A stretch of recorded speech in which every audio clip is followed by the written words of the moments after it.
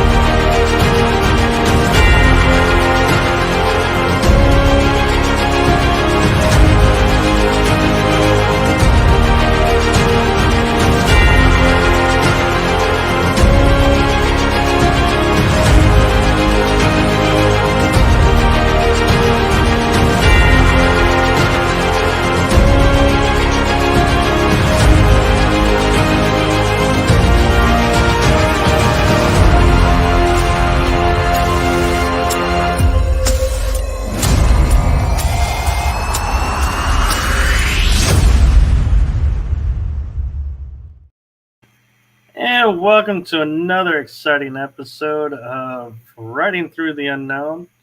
It's been one of those days. I apologize for starting the wrong intro. It's joys of doing live shows. So with that being said, we will jump right into it. And I have with me a guest who I am so grateful to have on. We tried to have you on earlier and it just didn't work out, and so I'm glad we were able to have you on now, and I am so blessed, thankful, and appreciative to bring to the audience the one, the only, the amazing esoteric wizard Jim Edward Lucier. Oh, well, thank you. Thanks, Michael, for being on your. It's really great being on your show. Yeah, this is really good. Welcome to everybody, and namaste, as they say. I honor the spirit in you. Yes, namaste.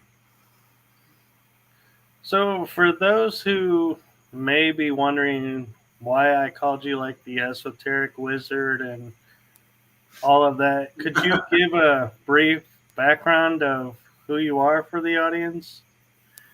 Okay. Well, I guess wizard would be a little bit closer to expert. I don't want to say expert, but wizard would probably be okay. I guess I can start off talking about how the school started. Everything really started when I was in elementary school, and ever since far back as I can remember, maybe grade 3 or so, grade 4, I was always interested in the stars and planets and everything, and that carried on through elementary school, and I read every book on the paranormal there was in elementary school, and that carried into high school. Had some experiences there, and throughout all that time, in the 80s, well, 70s and 80s, I'm 55, so I go back to the old generation, and so I did that, and I was always like the nerd, the outsider type. Always reading books on paranormal subjects and stuff, and in those days, a nerd didn't have like girlfriends or anything like that. That's something that didn't start until the Big Bang Theory came out. we were just out on the outside. But I totally can agree with that. Yeah. And so I've had a lot of what I would call abduction, dream abduction type experiences. I was on a show one time, Spaced Out Radio with Dave Scott, and I he asked me if I was an experiencer, and I thought, what? They kind of blew me away because I didn't know I never thought of it like that before. And then started hearing other people talk about how they've had experiences that seemed like dreams. They weren't, it was like dreams. And so I thought, yeah, I've had a lot of dreams where in the dreams, I've had a lot of brain surgeries and back surgeries and things taken out and added in and all kinds of stuff. Uh, so I think that kind of may have set me up for the channeling that began probably, it didn't really start until about 89 when I was working at a grocery store. And prior to that, I had read quite a few books on channeling and other paranormal topics. But I decided, well, I'm going to try this channeling out, see what it's like, see if I can do it. And so I created what's called a psychomanteum or spirit room and started doing that for a while.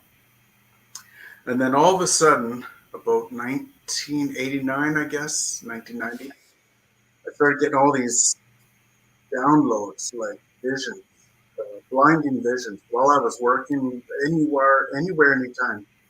And these blinding visions were what I now call astro schematic. At first, I'd be running around at work, trying to find places to hide, so I could write all these things down on paper, all these visions, because they would stick in my mind until I wrote them down and drew them out. Over the years, I collected thousands of little pieces of paper, and it was it really interrupted my life quite a bit. Like it wasn't easy. It was like a VR virtual reality helmet finally, like suddenly just closing down on you, covering your eyes with another totally different vision. That's what it was like. And pardon me, we have a lot of smoke here from forest fires. um, so I had all these notes, millions, well not millions, sorry, thousands of notes, and I said to Spirit one day, "What am I supposed to do with all of this stuff?" And the idea of a mystery school came out, and I thought, well, I've heard of mystery schools, so maybe I should just try and put all of this stuff together and see what I come up with. And so as the years went on, I was putting more and more of the channeled writings that I was doing into books. And the books eventually all came out 2015 or so on Amazon Kindle. There's about 50, I have about 50 books on Amazon Kindle worldwide, all channel materials. And so then I started a website back in 2001 or two, and it was terrible. It was the worst website you could ever imagine.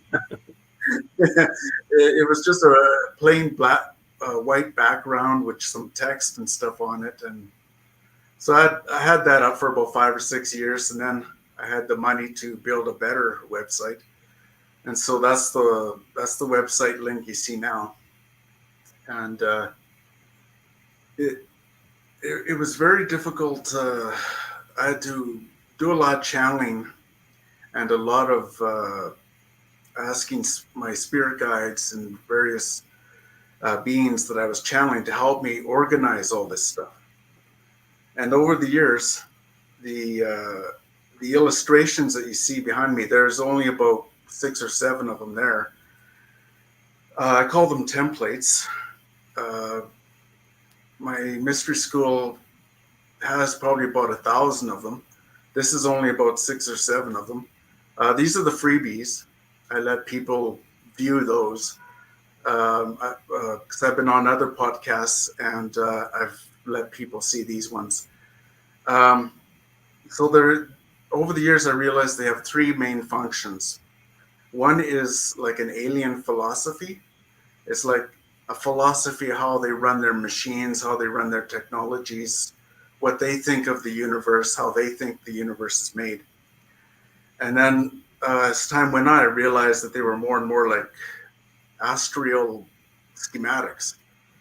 And then as time went on, as I was reading more and more about cryptids, loved cryptids since I was a little kid. Bigfoot, Loch Ness Monster, you name it, everything. And I realized that these templates help explain how the cryptids in that are created, how they're formed, what genetic processes go into their formation, how do they fuse, mutate, and hybrid. And apparently the triangles have a lot to do with it. The paranormal triangles that encompass the globe have a lot to do with it, almost everything. And so yeah, there's about 1,000 of these things, and they're each one is a mixture of a whole bunch of different what I call grand unifying field theories. That's mostly known in quantum mechanics and quantum theories, about a theory of everything that is supposed to tell the phenomenon, predict the phenomenon of everything. And like all forms of light and gravity and space and time and stuff like that. And so that was all done, and the website was done, and over the years I've done, at first this is going to sound incredible, but over the years, over the decades, I've probably accumulated about $7,000 trillion worth of successful premonitions. And how that came about was I've made successful premonitions of the GDPs of countries all over the world, months, years, sometimes ahead of time. And so if you take into factor, well, if these businesses had listened to what I had said was going to happen with their GDPs, could have made them billions or saved them billions and billions. And so you start adding all that up and start adding up all the disasters, world disasters that I've predicted.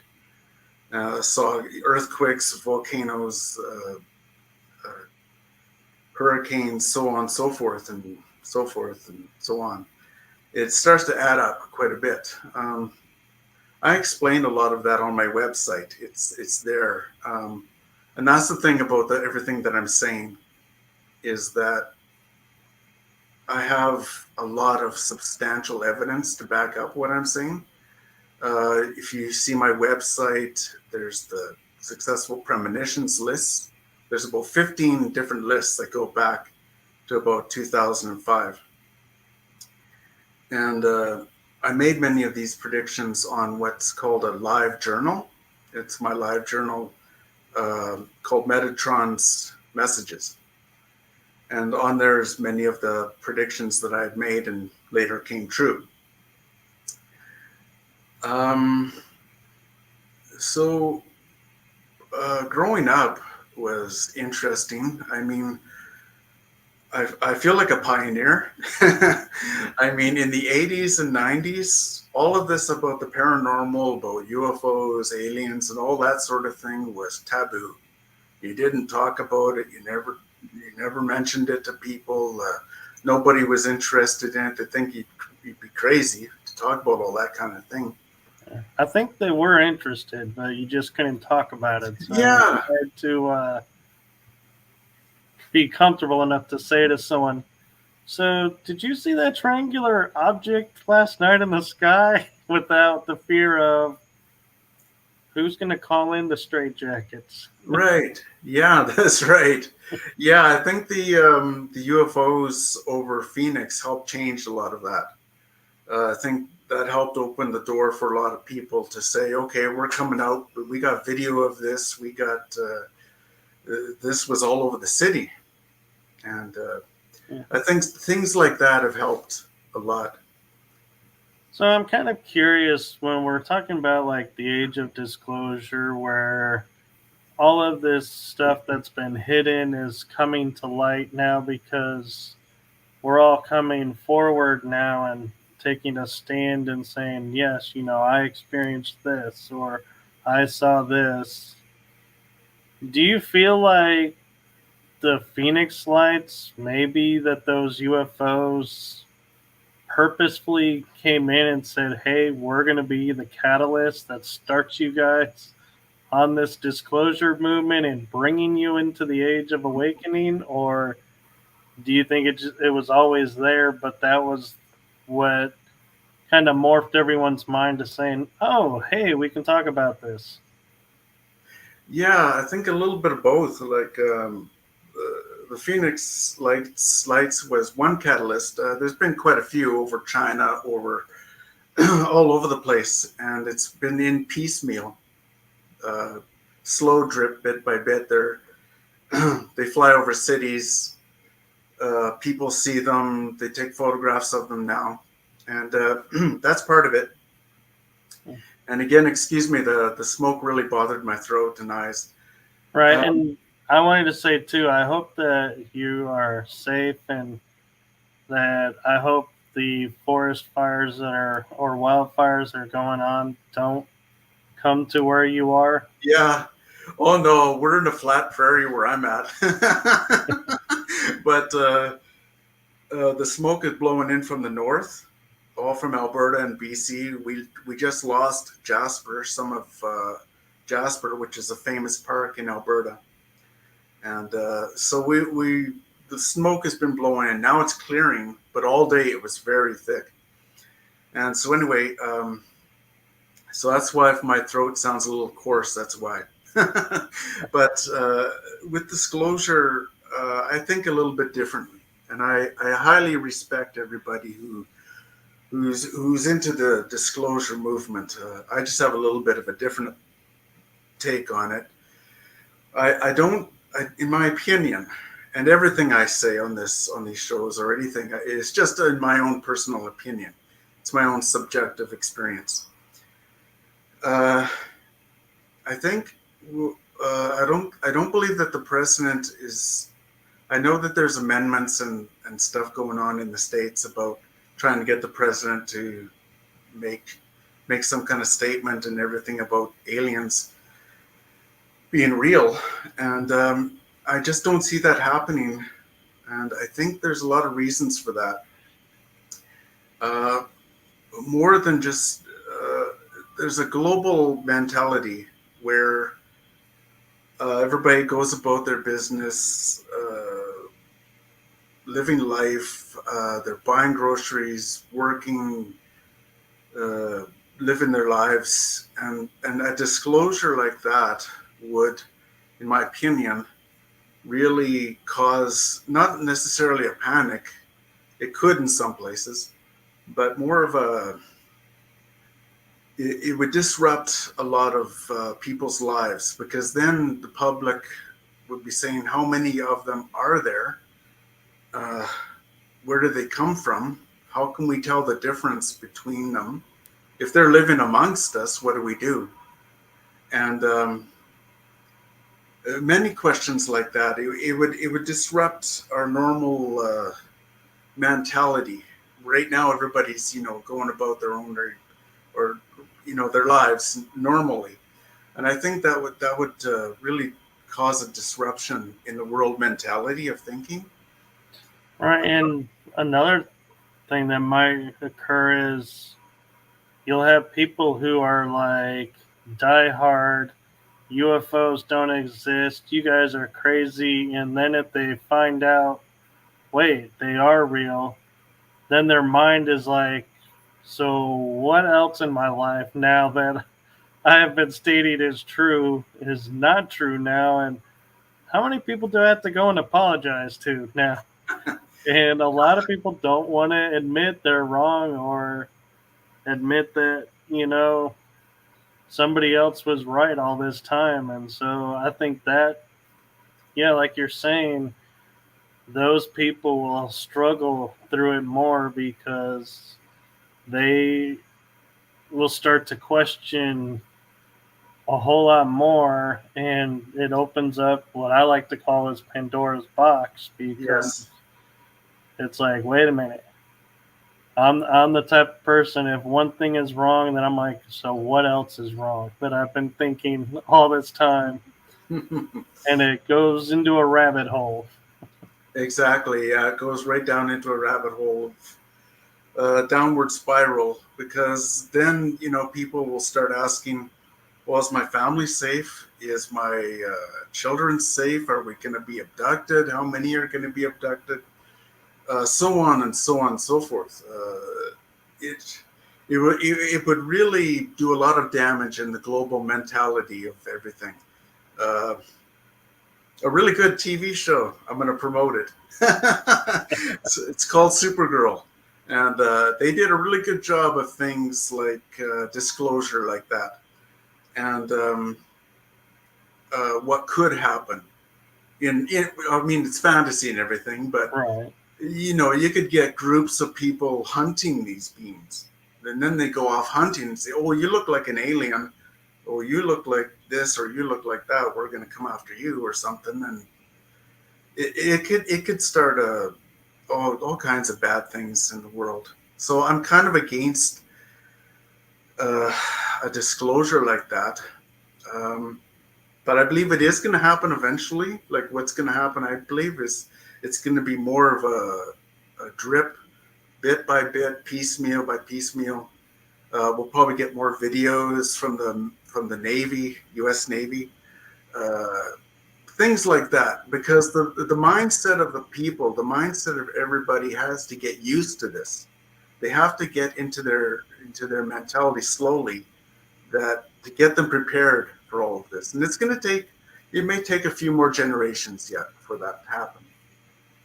Right. And I always thought of, like, we talk about like the grand awakening, and we're all shifting into another realm, and we're waiting for the people to wake up. And I've often wondered, though, those of us who are awake and not woke but awake Okay. and are thinking, of everyone out there, and that we're not alone in the universe, that there's other worlds, other stars that have life on it now.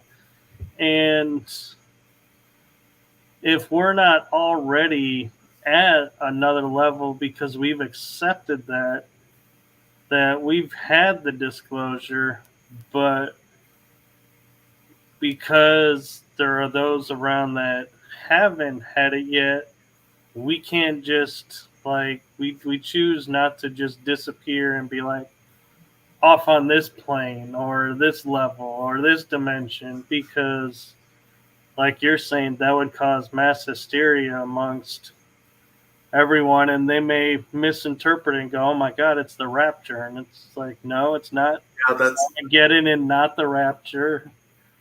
It's just we are now thinking at a new level, and you'll eventually get here. And yeah, I wonder sometimes, if that's why we are all still amongst each other, is not to cause that panic. right. Exactly. I think I don't know, I guess for lack of better words, ascension, or some kind of uh, sort of like an evolution or whatever into higher dimensions. I think that's going to be in piecemeal as well. There's millions. Don't get me wrong. There's millions and millions and millions of people who are uh, becoming more and more enlightened all the time. But we still have a lot of problems. I won't go into the list. But I don't want to bring your audience down, but we have a lot of problems in this world, and we have to deal with them. Yeah. I don't believe the aliens are going to do it for us. We gotta take the responsibility and do some of that stuff ourselves. Clean up our planet for one thing. Uh, our planet is just a big giant wasteland right now in many places. So we have a lot of things to work on, a lot of things to fix, and I have hope in the younger generations now. Uh, the younger generations have been coming into our world now, like the indigo children, the rainbow children, and they're helping us. They're helping us with technologies and, uh, like, for example, right now we have the technologies to solve almost all of our global problems with pollution and such. But the problem is that because of the red tape of uh, politics and so forth, they're not being utilized. They're not being used as much as they could be. Right. And you have also the governing bodies who are buying up all the rights to stuff so they can suppress it so they can keep their money coming in. And Exactly. so we have that too that we need to put an end to. Exactly. Like there's corporations. I won't say who, but there's corporations here, even where I live, that they're very slow to get going on solar power, on regeneration type technologies and stuff like that, because they don't want. They still want the grid. They still want the grid because they're still making billions. Right. Right? So, but um, there is hope. I believe that at some point we will reach a certain ascension point. Maybe it's not the way everybody wants it to happen, but with technology, eventually, as technology moves further and further in advance, if we don't blow ourselves up or get blown up by nature somehow, if we keep on with the technological progress, we will have we will be able to replace anything in our bodies that is old and aging, and we could at some point reach a state of immortality. Probably not for another 200 years, but eventually, as our technologies grow with stem cell research and so on, and yeah, nanotechnology. Yeah. And some of it too, I feel like, is we in our arrogance as humans or occupants of this planet feel like we have to fix this or fix that or clean this up. And I kind of feel like when we had and I'm going to use the term fake demic, one thing I noticed was like Venice cleaned itself up. The canals, you could start to see, the clear water again. And it was like nature kind of took over and was like, hey, you guys have stopped doing what you're doing. Now I can clean up, and start my process. And so that got me feeling and thinking like, a lot of these things like the quote global warming that I really don't feel like is as bad as they think it is. That nature is like, hey, I can fix this in like 5 years. You guys don't have to lift a finger. Just get out of the way. Yeah. Um, yeah, I'm a strong believer, like just personally, uh, I've always had a strong belief in science, and I trust science and scientists, and I personally believe that the vaccines were important. It did help, and yeah, when um, at the same time, I did notice, and I talked to some police officers who said that when the vaccines were given, there seemed to be an uptick in people being aggressive. They seemed to be more aggressive, and Yeah. perhaps that was some kind of side effect from it. I don't know, or if it was just the stress of being locked up for so long, or what it was. But that was an interesting thing to note. Um, I think yeah, I have a strong belief in the scientific method. Like, I mean, everything I'm saying, I ask your audience to investigate it for themselves. I got my live journal blogs, I got my website, I got my Facebook timeline, I got all this, I got lots of books online. So please just don't take my word for it. Please investigate. Always have an open mind. Always question. Right. Do your own research is the Yes, bottom line. yes, yes. Always, especially in the world of the paranormal, especially nowadays. I've been reading books on the paranormal since I was a kid. And like I said, growing up, it was a taboo type thing. And uh, so I I did my own research. I went, okay, this channel book says this. I'm gonna go look at science and see what they say. Go back and forth comparison. Yeah. Right.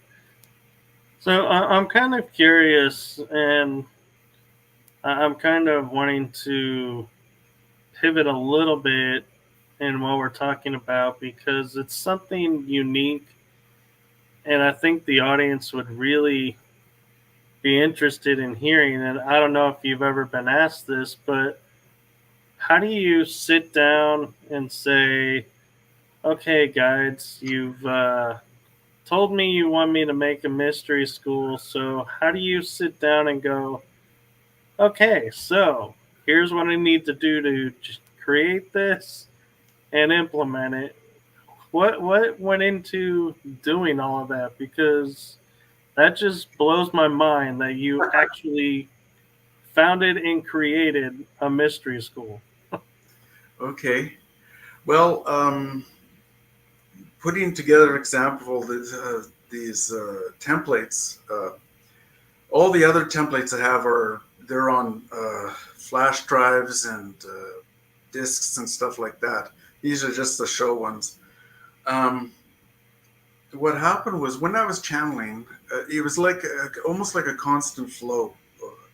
I would start seeing where this part of the astral schematics should fit over here, and this should fit into this. It was like puzzle. It was like putting together puzzles throughout the whole time. It was like puzzle piecing together. And the amazing thing about the templates and stuff is that I don't have that great of an education. I have about a grade 11 academic education. And with math is even worse, much worse. And so I guess my gift in understanding quantum theory was that I have what they call a higher than above average IQ in spatial reasoning. But everything else, like math, spelling, all that sort of stuff, I'm not very good at all. So the spatial reasoning really helped with seeing all the different pictures that I had drawn down and piecing them all together so that they make sense. Right. And I'm just in my mind I'm curious, and I know you're, putting all this together and everything, but it's like you, I go and I research things, and like Thoth had a mystery school, and it was through his tablets, and we think of, okay, he's a divine being, so he's come to deliver information to us, so okay, and select people would follow and do that.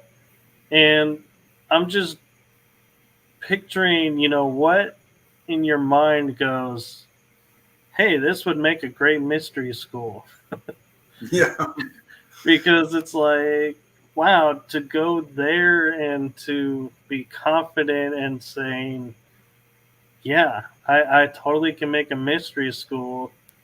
To me, that's like you're on a whole nother level. And it's like, wow, where do you get the confidence to step up and go, yes, I totally can be on the same level as these guys with my information.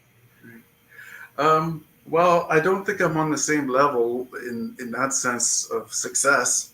Um, it was something that had to happen because the books came together, the illustrations came together, and so it became a school because if you want to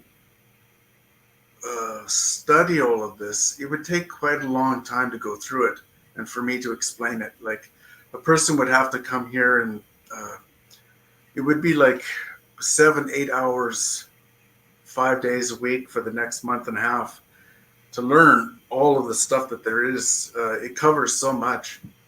And, but a lot of it uh,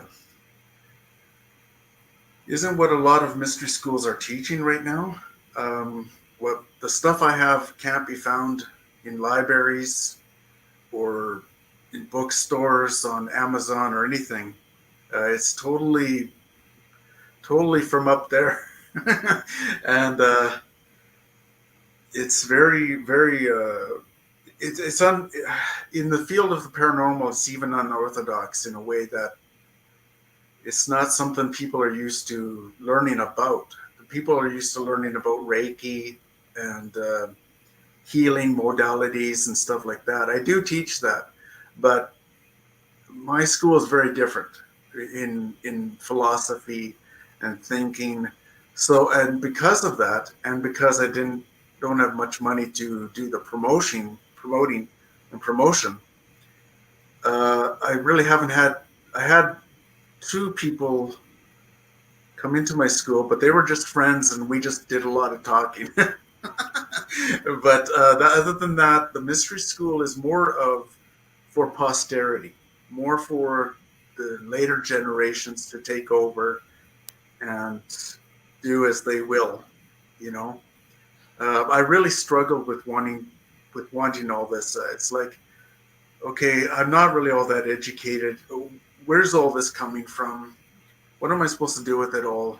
And so I put it together into a mystery school box so that the future generations can say, okay, let's see what he's got. Let's take it and move it out into the world. And I know with you being scientifically minded, I'm curious though, like you were saying, who is giving me this information? Did you ever stop and ask or, look into like the alien races or star beings and saying, hey, that's the ones that look like that are talking to me, so it must be from them? Right. Yeah. All the time, I go through a method of testing the spirits. Who are they? What are their beliefs? What do they feel like? If they feel negative or if they feel uh, not right, or then I don't bother channeling them. I try to focus on what's good. Um, Ever since I was a kid, I've always loved. I don't know if I was because I was a kid, but I always loved the Greys. I never found anything wrong with them, and I don't know. Maybe they reminded me of that extraterrestrial movie, Oh, the the ET. ET. Yeah, and so, anyways, I still don't, and it's because I focus on like some of the entities I channel are the Greys, but they're more closer to the Arcturians. A little bit, they're more advanced. They're not the lower ones. There's Mm. lower Greys and there's upper Greys. Um, and I've channeled a lot of the Anunnaki, the Pleiadians, Sirians, uh, Arcturians, mixtures of different pantheons as well throughout the world, like the Greek pantheon and so forth and so forth. And I want to point out, like you're saying with the Greys, I've often when I talk with guests who interact with the Greys, they're like, there's Arcturians or Palladians or different higher known race, as we would call them, identified like Syrian or Lyran. And then they have working with them, like I would call like the minions, are where the Greys are. They're doing all the grunt work. And Right. so it's like, when you were saying, like, you've always thought of the Greys as good, you've always channeled the good ones. I feel like the Greys' personality depends on who they're working with, and also depends on what their objective is. And so, like we're discovering, there's bad reptilians, good reptilians. There's bad Andromedans, good Andromedans. It all depends on what their mission, so to speak, is. And so I like how you pointed that out about the Greys, because a lot of people overlook the Greys and just make them all one. Right. Yeah. No. I learned a long time ago that there was quite a few different species of them. Um, as you know, I mean, there's good humans and there's bad humans too, right? So Right. it's kind of like that. Yeah. It's kind of like they're the drone, so to speak. Like, Yeah, there's a theory that they are drones coming perhaps from the future. Uh, some may have crashed. Some might have, uh, they, things like that. I don't believe any have really crashed. I think if it was a crash, it was more of a probe that probably unleashed uh, a nanotechnology in the world to help it. You were saying about the global climate change. I think they're helping with that by helping to slow down the effects of it with these nanobots that may come in these so-called crashes. And what it did was it was a payload. This is what I'm channeled, and it was a payloads stuff that was released out. Now the Greys, we have to remember that they're aliens. They're some of the lower races, for lack of a better name. The lower races are, they don't think like us. They don't think of terms of good and evil. They think in terms of themselves. Like they don't think, oh, gee, should we abduct this person? Is it moral? Is it ethical? Is it, they don't think like that. They're aliens. They don't care about our forms of mentality in forms of ethics and morals. They're into survival, these lower ones. And so I understand how there can be confusion. I mean, if I was an alien looking at humans, I'd be confused as to which ones are the good humans and which ones are the bad humans. right. Especially right now, it's like looking around at different places and being like, huh, you know, I was thinking of going over there for a couple of samples, but I'm thinking now I'm going to go over here because I'm not so sure I want to get involved in that. Right. Yeah.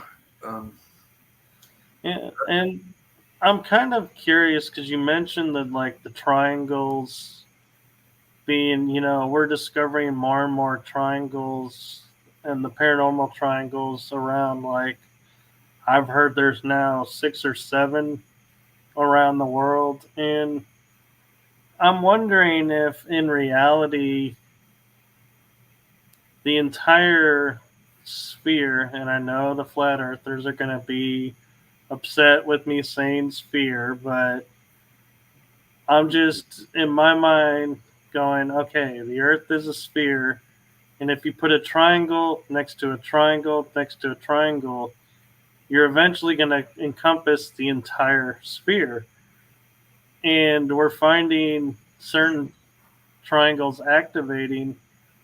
Do you feel like the entire globe and planet may be one triangle that's several pieces combined and they're only activating the ones that need to be activated? Yes, the entire planet itself could be artificial in a manner of speaking. The entire planet is a big giant portal for them. They can come in and out anywhere on Earth they want. Uh, we wouldn't be able to see the big ships or the small ones because of their technologies of cloaking.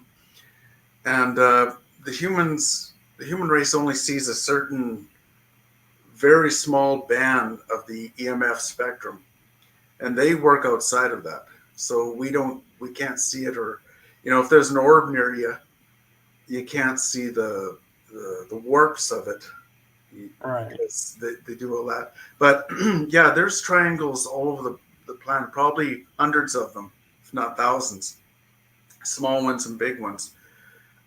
This goes back many millions of years ago. There's been many root races all in my opinion of what I'm channeling.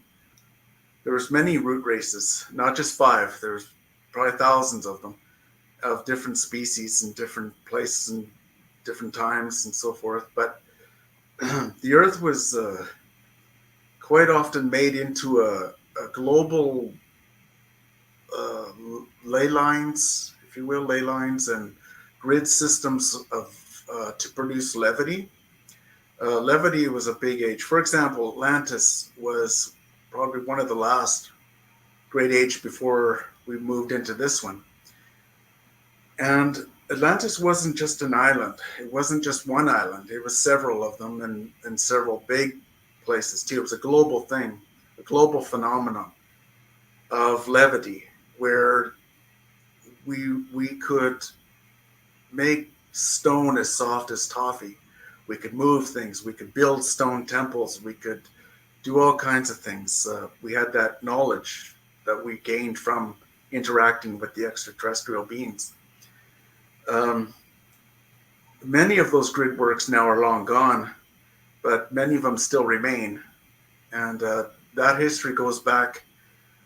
It's kind of like when you take an archaeologist and they take a big slice out of the side of a mountain or a hill and they see all the different layers.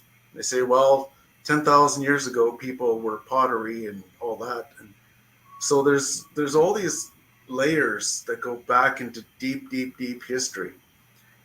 And there's many stone temples that were constructed that are still under the ocean off the coast of Japan, off many places. And so this was uh, so the Earth has always been, in one way or another, a grid work of which they could come in and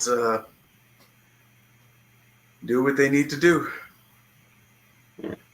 So I'm kind of curious with your mystery schools and all your channelings.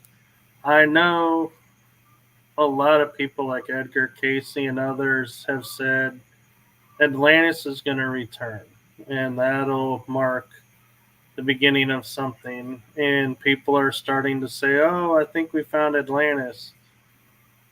My curiosity, though, is why is it only Atlantis that's returning? What about Lemuria or Mu? All these others that have been around, but yet everyone wants to focus on Atlantis. Why do you feel like Atlantis is the end all be all that everyone wants to hang their hat on and not even consider Lemuria and Mu? Yeah, yeah, I wonder that myself. But I think Edgar Casey may have been channeling more of a mentality where soon after Edgar Casey died in what is now called Silicon Valley. Silicon is a crystalline. type sand that's used in the electronics of the world. And Atlantis was an age that was famous for its crystals. So he might have been seeing a return to where the elites took over the technologies and they made mistakes with their technologies that ended up destroying Atlantis. I think that's kind of what he might have been trying to illustrate or tell about. He may have misunderstood the vision as being literal, you know, the literal, seeing Atlantis rise out of the Right. ocean or something. I think he took that. Some people may have taken that too literal. It was more Right. of a change in mentality. Right. Because I don't think Edgar ever actually said it's going to rise up and form. He just said Atlantis would return. Right. And so, yeah, I think people have a tendency to stick their translation into stuff, and then people hear that and take it off and run with it. And it's like, no, that's not actually what was said, but now it's what everybody thinks. Right. Yeah. Yeah. There was many ages, like you said, Mu, Lemuria, Hyperborea. Um, there was many ages that going back. In some of the ages, like for example, the I was shown a vision one time of plains as big as like Saskatchewan, huge provinces of wheat fields and crops and stuff. And then you see these pyramid like Aztec like structures building up, and then the ships would come down and the people would trade with them. The whole, it was massive, especially in the areas of South America, where now they're starting to find that there was huge populations of people that once had lived in the Amazon forest. Forest came over, took over, and yeah, I guess I can talk. I can go back to the giants. Um, the giants are in there with Nephilim, sometimes called the Elohim, and they get that confused. But uh,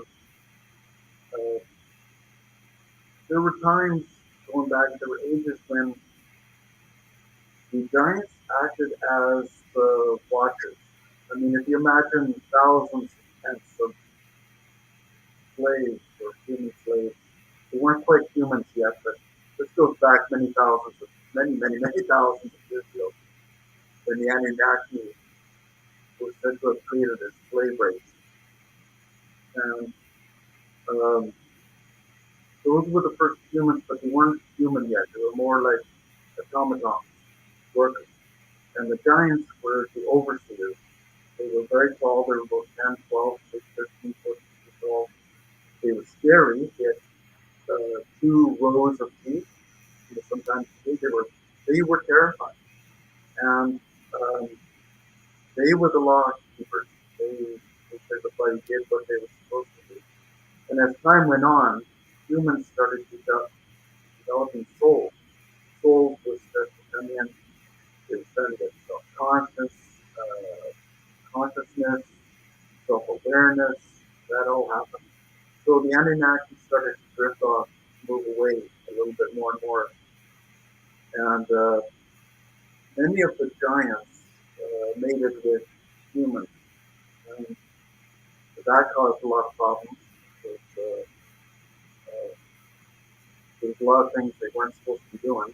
And so many of these giants were left on you. As the Anunnaki left, they were left here as punishment.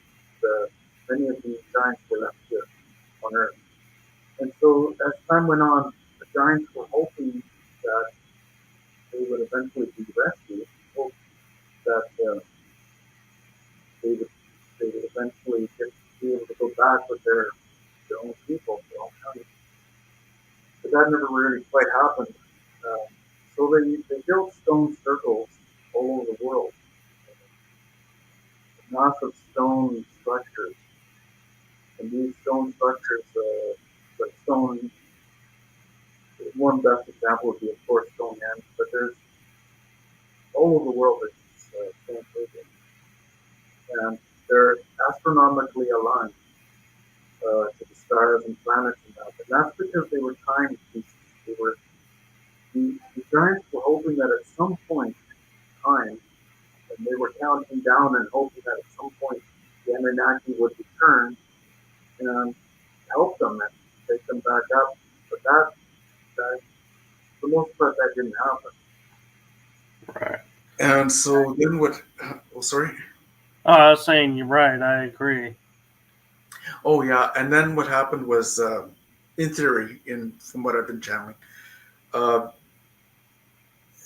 the humans began to kill them off more and more. There was a lot of wars between the human races and the giants, and eventually the giants lost. California is supposed to be a very big place where there were many giants at one time. Jordan is another big place. Right, with Petra. Yeah, Petra. Yeah,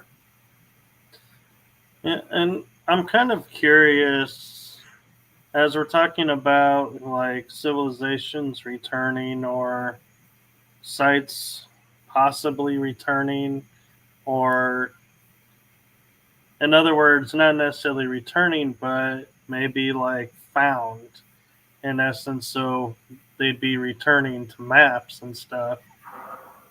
But I wonder, when we hear of like the bird tribes and or the avians,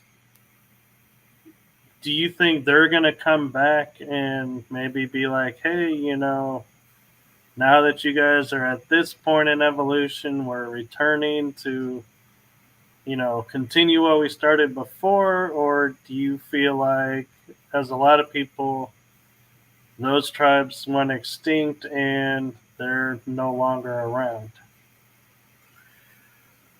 Well, it's possible that, for example, the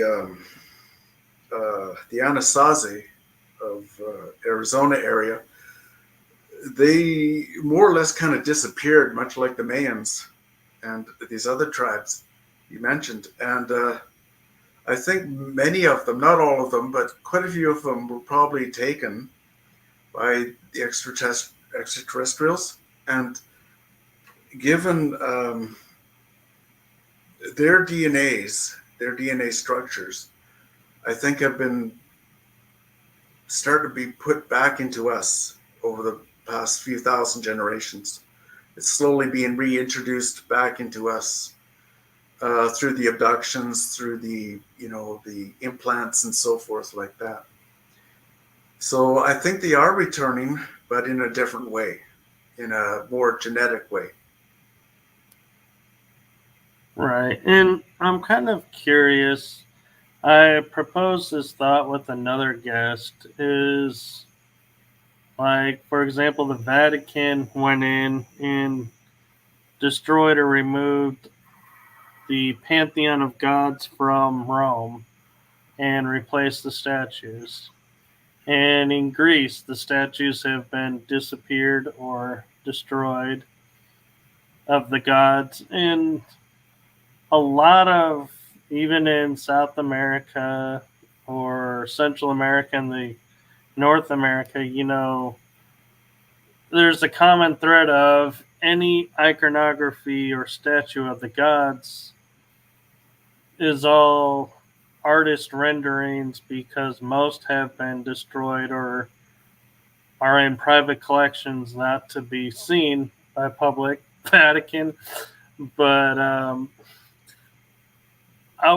I was wondering if it's because in reality, like we talk about the Anunnaki and how prevalent they were everywhere. Right. If the gods of, say, Greece and Rome and Mexico, if you saw the statues and went, why do all of these gods have the same face? Right. They were really the Anunnaki, and they were like, we got to hide the fact we were not multi-godded system, but they were star beings that we made into gods, and that was threatening for some reason. So they were like, we got to destroy the evidence. Right, I agree. Yeah, like Zachariah Sitchin really got into that with his some of his books, where he was saying the number of 12. You've heard of majestic 12. Well, he Right. kind of borrowed that from the idea that there was 12 major Norse gods, 12 major Greek gods, 12 major gods of the Babylonians and Rome and so forth, and all over the world. And so Yeah. everybody's always asking why 12, and that was the Anunnaki. Yeah. And And so, we're starting to find out that even deeper is the 12 tribes of man. right, yes, yeah. There's the 12 tribes. It just the 12 tribes is an interesting take. I was a fan of the books by Lawrence Gardner. I don't know if you ever heard of him, but I have. yeah, one of his great books was Genesis of the Grail Kings, and a lot of what appears to be happening is it has a lot to do with genealogies and how the 12 tribes are now more or less all over the world. Like now, it's kind of like everybody is a member of one of the 12 tribes in one way or another over the Right. thousands of generations. Yeah. It's like they were the Middle Ages keeping the bloodlines within the bloodlines, and then somehow in the Age of Enlightenment and Reformation and current, the idea of your bloodline has to marry within the bloodline went askew, and all of a suddenly you had the bloodlines mixing, Right. and so yeah, they kind of lost control. Yeah, like the royalties were supposed to have, especially the European royalties, were supposed to have been more or less created by the Merovingians. For about 500 years, they ruled, and they had the power. They had the power to take in to say, okay, we like this royalty, but we don't like this one. We're going to take this one out and replace them with this one. And the reason why they think they had so much power was because they were so clairvoyant, and they were just so intelligent, and so they were so revered that what they said went. It happened. They did it. And in today's, like many of the crowns of Europe have a fleur de lis, and that's to Right. remind the royalties that they came from the Merovingians, from France, from what was then called Gaul. And personally, I don't think I'm a Merovingian, but uh, I could. I don't know if I'm a hybrid either, but I've written so much about fairies and fairy clans and vampires and all kinds of stuff that I think I almost fit the criteria, but I don't think I am. It's just that I was into all these things when I was a kid and always been into them. And so there was a point when I questioned this, gee, am I a Merovingian? Am I a hybrid? I don't know. But I have the criteria that, I've done all this stuff.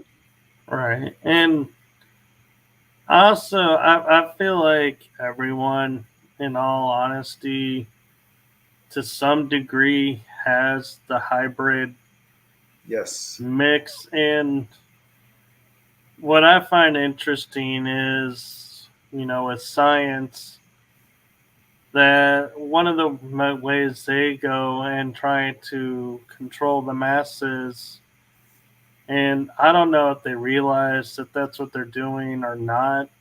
I don't know, but when they make comments like, oh, we're a double helix DNA system, but there's actually like 8 to 10 to 12 strands of DNA, but we only use two and the rest are junk DNA.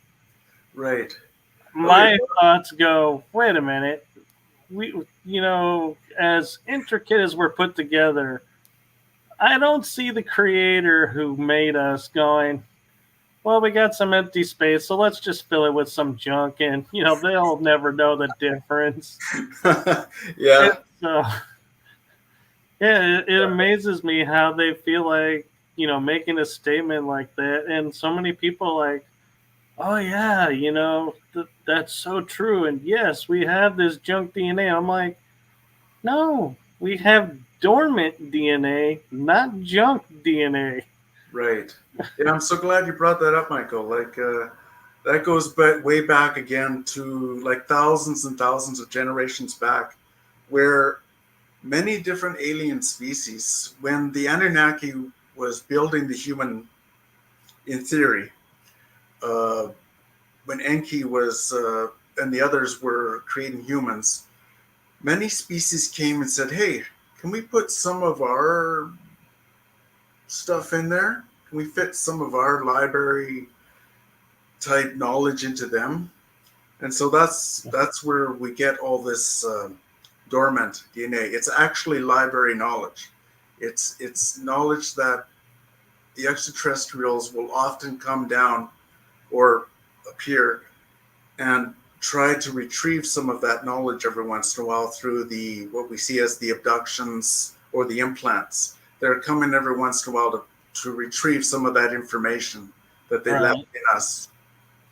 Yeah, and talking about like TV shows or movies, if you remember Man of Steel with Henry Cavill as Superman, they Oh, were adamant, the people who came from the stars that were like the sister to Krypton. I, for the life of me, my mind is blank as to what planet they were. But Zod kept saying, we need Superman's blood because he has the codex of all Kryptonians in his blood. It's like, and as you're saying that, like my mind flashed to that and said, yeah, here was another moment where Hollywood was giving us a little nugget of, yeah, you can put an entire civilization into a drop of blood.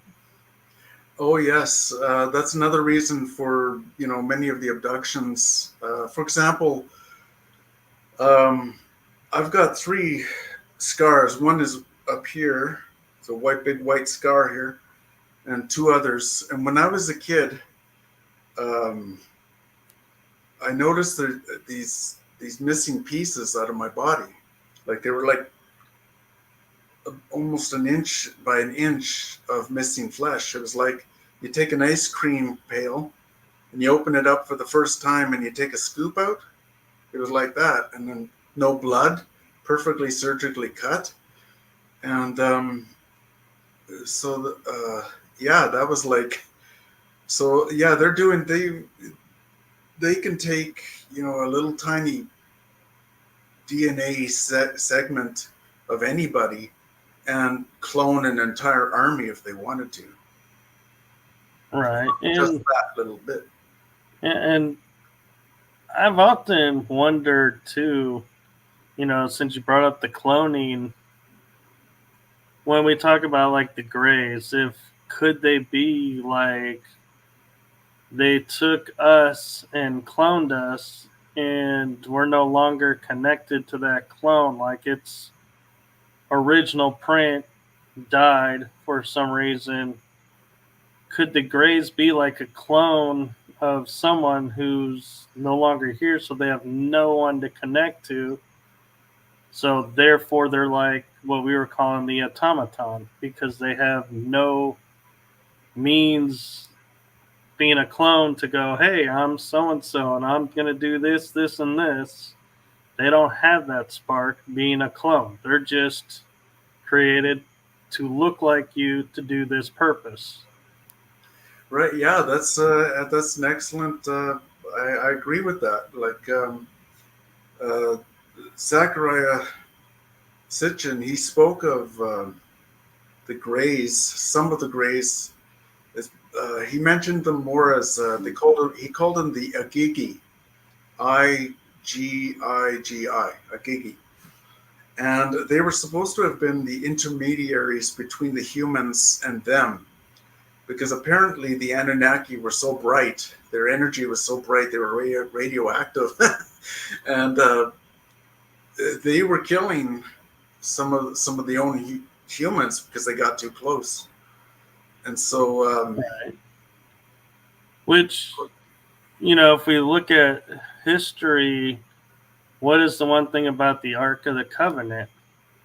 You had to wear special garb to approach it, because if you didn't, the radiation would kill you. right, and it was often why God hid himself behind fire or smoke or behind a burning bush, and yeah, and the ziggurats were supposed to have been built because so that the Anunnaki could come down and land and walk around without killing the people from their radiation. Yeah. And I'll be honest, I can't believe it took me, I'm 46 now, so 46 years to put together. The Anunnaki are considered, in all their drawing aspects, winged beings. What is on top of the Ark of the Covenant? 2 winged beings. Exactly. And I can't believe it's like I just now put that together and was like, we call them cherubs, but I'm wondering, in all honesty, if they're Anunnakis on top. Oh, I'm sure it's some form of technology. I believe there was more than one ark. I think there was probably 2 or 3 of them. But yeah, the winged phenomenon goes into every culture in the world, because they didn't have the, what do we call this? We see this flying disc. How do we describe it? A flying chariot, yeah.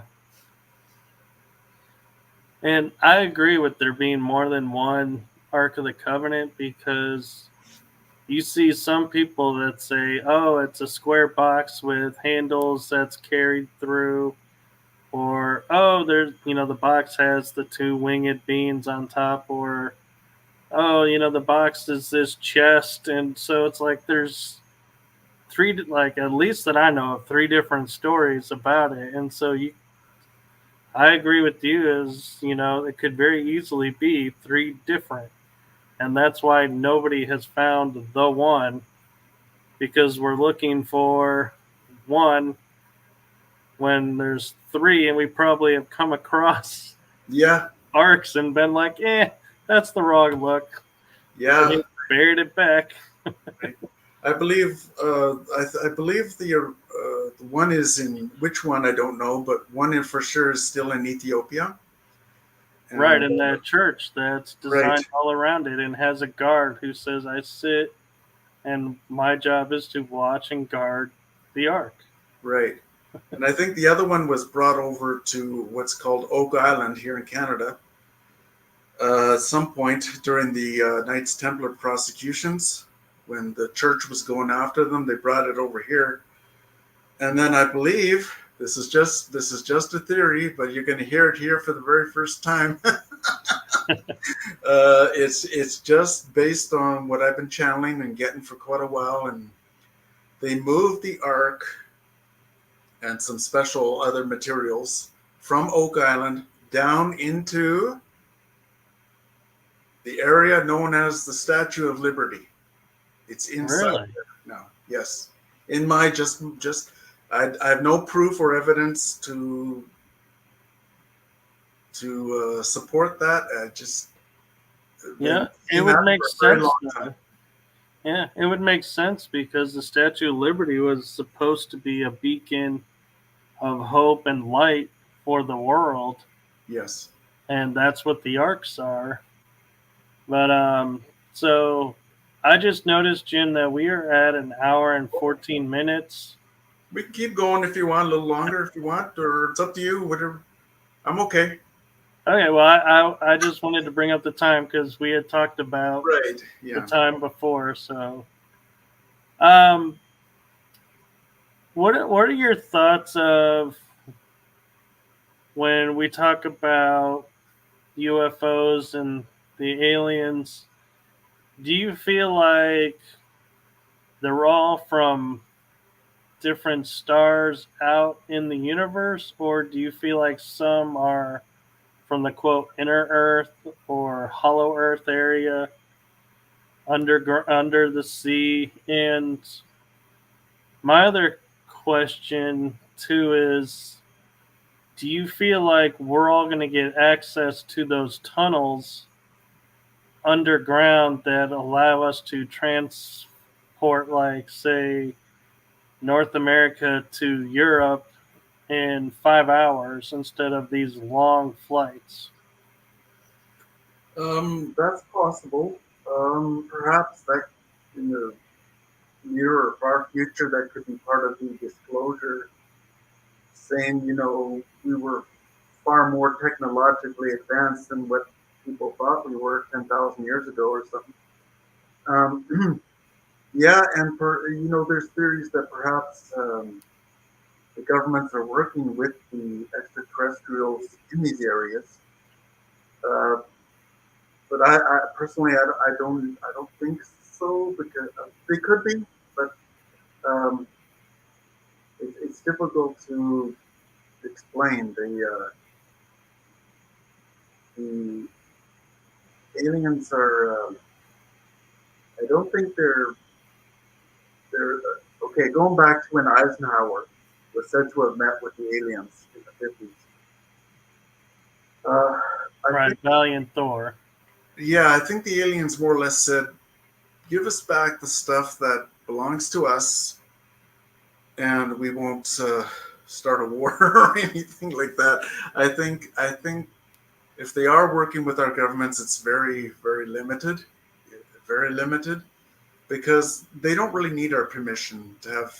They said that some kind of deal was made between the Greys and the Valiant Thor, or whoever, and many other beings, but they have the technology to do what they want anyways, regardless of whether or not we make a contract with them. So in that area, I don't think we're working too much with them, and I don't think they've given us hardly any real technology. And if we did find any crash landing somewhere, or dug up some alien craft somewhere, I don't think they would not want us to have that, because right away, obviously, we would turn it into, how can we use this as a weapon? And Right. it's just human nature. Um, yeah, not Right. sure. And It's all so entwined, it is. And I wonder now, thinking about something, is when we talk about the ability of, say, bilocating, where we're in two, like a spirit of ourselves is in one location while we're in another location. Do you feel that that is us accessing the quantum field? And because of quantum entanglements, we can actually be actually in two places at the same time without causing like harm to each other? Well, in quantum theory, for sure, it's very much a possibility. There's up to 16 different dimensions in the quantum realm. We only more or less function on four. The basic, like, uh, width, length, time, and depth. Time, space being the same dimension. So yeah, it's very possible, and I do believe that there are parallel Earths. Um, Sometimes they seep in through what's known as conspiracy theories. For example, when JFK got shot, there was many theories about different people having done it for different reasons. And what Right. could have happened is, at that point, at that junction, the Earth kind of splintered into different parallel Earths, where one person was from Cuba. One guy was an American CIA agent. One guy was Mafia. right, yeah, and they all kind of converged there. And I think that's happened quite a few times over, uh, especially recently over the past 50, 60 years, where we're getting this line 9/11 again. It was this, it was that. People were warned ahead of time that this was going to happen. All these theories. There's focal points of where these conspiracy theories come from, and I think they're junctions where these parallel worlds have connected and then come about. And I think the main reason for that is because we're now coming out of what's called the age of Pisces, and we're moving into the age of Aquarius. And so you got these two circles, two intersecting circles, pushing against each other as they move apart. And as they're moving apart, the splinters of different kinds of parallel Earths are coming up. Yeah, and going back to JFK, I saw today where there was a newspaper article where it said JFK survived and the first lady was okay, and I was like, whoa, wait a minute, where did this come from? And Yeah. I wonder, as we're talking about quantum levels, I know, like, you were mentioning um, the TV show Supergirl being great for disclosure. I don't know if you saw the Legends of Tomorrow, I believe is what it was called, where they were time traveling and fixing the timelines from people who were trying to alter the timeline. Well, one of the things that they were talking about is there are fixed points where, like, they try to save someone's life, but they always end up dying in this moment, in this spot. And finally, this, like, being comes out and says, you guys are trying to break a fixed point.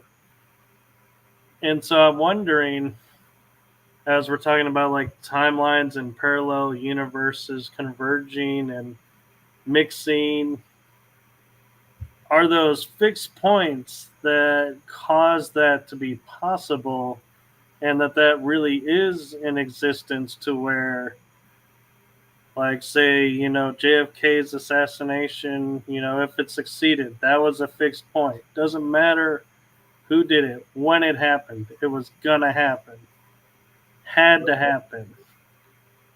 Yes. So Yes.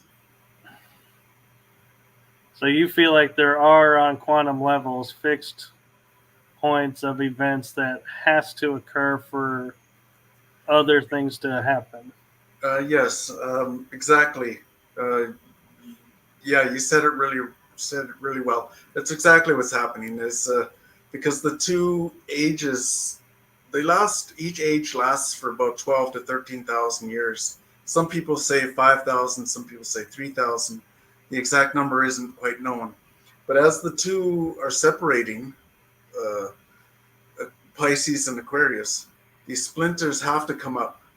It's kind of like interference fields, where you drop a rock into a calm lake and you see all the ripples all merging together. It's all very much like that. And yeah, there are these points where it's had to happen. Um, but we are in a specialized continuum based on certain realities where a couple of books were written about this called the Fourth and the Fifth Agreement. I can't remember the author's name because it's Mexican or something like that, and I can't pronounce it. Luis Miguel Ruiz, I think. Yeah, I think so. Yeah, so we're kind of in that. We have a common agreement that light is light, gravity is gravity, this is that, and that's that, and everything's that, and this that. But every once in a while, you get the splinter come up, and get a whole rash of different conspiracy theories surrounding that. And in theory, in quantum theory, every conspiracy theory could be correct. in the parallel universe spectrum. It's just that we need to focus on the continuum we're in now, and so we don't lose focus into all these other realms. And if I might say so, I'm not a big person on conspiracy theories. A friend of mine was very much into them, and she told me every conspiracy theory you could ever possibly imagine. And I found that most of them were leading to anti-Semitism, and I didn't like that, so I kind of dropped out of that kind of idea. Um, there was a time for about 300 years where the Jewish people did control all the banks of the world, but Right. that ended like over 100, almost 200 years ago, where now the so-called cabal or the Illuminati are, there's millions and millions and millions of multi billionaires of every culture, every faith, every nationality. So the idea of this certain families controlling everything, I don't see that. Just that's just my take. Right. I understand that. And I'm kind of, something popped in my head as we were talking about, the splintering of the timelines and everything. And I was wondering, when you have cases of like people who have disappeared and then decades later reappear as they were back then, could that be they're actually from another timeline appearing here where we think, oh my God, these people are back, and that's why they have a hard time adjusting to being here, because this isn't their actual reality, that somehow they crossed over. And in which case, a second part to that is, do you think, like, for example, my father passed away last year. Oh, my condolences. Thank you. If on a parallel timeline, he's still around, can he jump to this timeline, and he be able to function and know all of us, or would he be like a complete stranger? Um, when a person, from what I understand in metaphysics, when a person passes away, their spirit is released. There's about, I forgot how many pounds lighter or heavier I think they become. The body becomes heavier, or is it lighter? Anyway, the spirit is released. Yeah, their energy becomes lighter, but their body mass becomes heavier. Right. Okay, that's it. Yeah. And the spirit is made of dimensions far superior to anything we're functioning in today's world. So yes, they can appear to people. They often like to appear to people or somehow touch them on the shoulder, on the head, or something to let them know that they are existing. They still do exist. Um, they can travel where there's no limits. We have space time here, so we're kind of stuck in one spot for a while until Yeah. it takes us a while to get from one place to another. But to them, there's timelessness. They can appear. They can go wherever they wish. There's nothing really to stop them, in my opinion. Yeah. Do you feel like time, that we made it more man-made, and so that's why our time is so quirky and screwed up, and we struggle so with it? And the reason I say we construct it is, I look at daylight savings. There are states that don't do it, which makes things really complicated, and foreign countries that don't do it. And my favorite, because I do a show with a couple in the UK, when daylight savings starts, they're a week ahead of us. But when it ends, they're like 3 weeks behind us. And I'm like, wait, this is not natural. And then I came across an area in Canada where it's like if you go, okay, it's 7 o'clock Central Time. Well, it's 8:30 their time. They put a half hour into it, and I'm like, wait, how can time be natural when we have so many different rules about time? Yeah, there's natural time called circadian time, which is built into our DNA, our genetics, and then there's the time we've created, like you said, and yeah, we really it's a mess.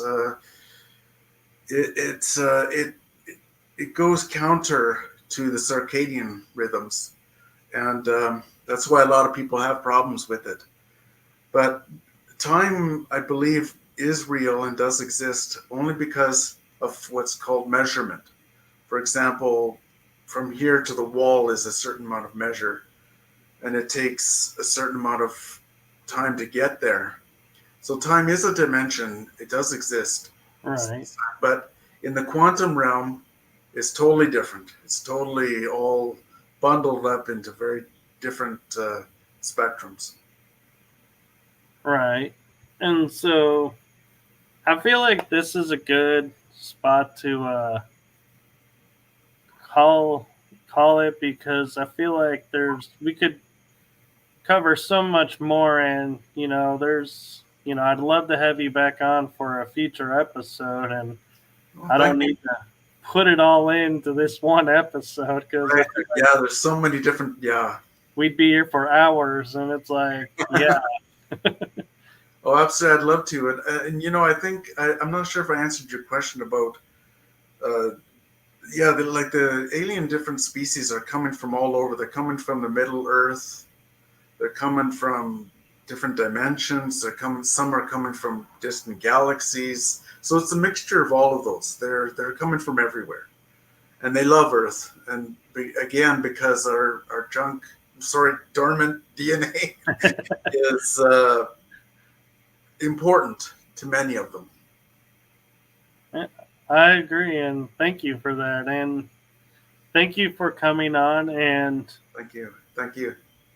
I hope that the air clears up for you and the fires are put out and the air returns to normal soon for you. And I Thank you. appreciate in a little, like I like to do these moments where I'll make a comment in full transparency. It was 15 minutes to showtime when I got a hold of Jim, and I go, yeah, and he goes, oh, I'm available. You know what? The time is off, I guess. And I said, yes, I'm in Central Time. And he goes, oh, so when are we going live? I go, 15 minutes. He goes, perfect. And so I thank you for being available on that short notice that it turned out to be. And we were able to work the time out. So thank you for that. Yeah, thank you, Michael. It's just Yeah. another moment where I like to say time does not truly cannot exist because we just screwed up so much. Yeah. Yeah. Man-made time just doesn't work very well. Yeah. So as I go to end this episode, one thing I like to ask of guests who have such interesting backgrounds and experiences is if you were to share one golden nugget, it doesn't have to be large, it can be small, but just a golden nugget from your experiences in your life that you could share with the audience that's watching and listening to this, what would that be? Um, what came to mind, what comes to mind is I won't get into the specifics of it, but there was a being uh, from a friend of ours, like a friend of the world, a friend of everyone, who was badly mistreated uh, back in the 50s. But he gave a very important message to the world. I think it's Putin to say that. So how he said it was, um, keep your democracy um, from the rejection of objective fact. So we don't want to get too carried off into all the conspiracy theories. We want to try and focus on everybody's needs. You know, everybody wants the same thing. Everybody wants love. Everybody wants a house. Everybody wants all the good things. And I think we need to keep our focus on that. And yeah, it was very wise words from him. I agree. And so thank you to everyone who was in the chat room. And thank you again to Jim for coming on and agreeing to come on again in the near future. Or I say near future, that could be a few months down the road. So don't quote me at being near, people. I'll be here. But wherever you are in the world, make it a blessed day, evening, afternoon, morning, or if you're asleep, have sweet dreams. And as I like to say, fill each day with love and joy. And as you know, to add what Jim says, you know, when you're finding yourself struggling a little bit, take a step back and focus on the positives that you want out of life, the love, the house if you're wanting a house, and just focus on having those things and see if that brightens your day and helps calm the stress and bring serenity back into the world, because we need more serenity in the world. Exactly. All right, and with that, we are going to say goodbye to everyone. Good night. Good night, everybody. Namaste. Namaste.